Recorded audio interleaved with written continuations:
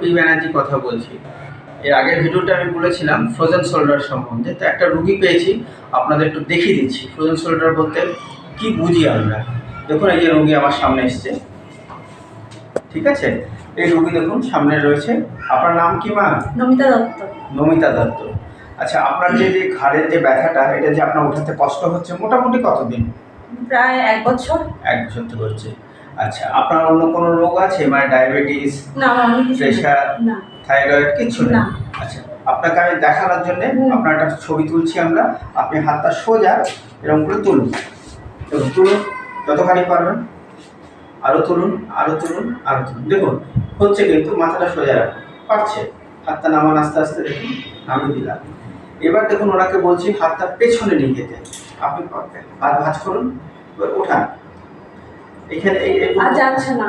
দেখুন আর যাচ্ছে না, কিন্তু আমি ছেড়ে দিয়েছি। দেখুন আর তো ওঠান দিদি, চেষ্টা করুন। দেখুন ঘুরুন ঘুরুন, এই দেখুন আর কিন্তু পারছে না। এখানে এসে আর ওঠাতে পারছে না, মানে এইদিকে হচ্ছে না।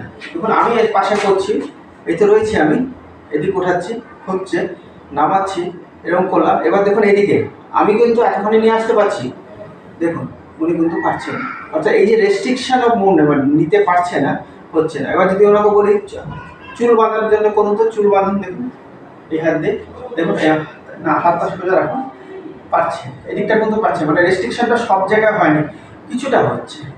এটা আপনাকে জাস্ট দেখিয়ে দিলাম আমরা কি বুঝি আর কি ফ্রোজেন শোল্ডার বলতে। তো এটা কিন্তু পুরোটা হয়নি, পুরোটা হলে কিন্তু আরও বেশি রেস্ট্রিকশন হয়ে যেত। তো ছোট্ট করে একটু দেখিয়ে দিলাম ফ্রোজেন শোল্ডার বলতে আমরা কি বুঝি। ঠিক আছে, পরে আবার বলবো।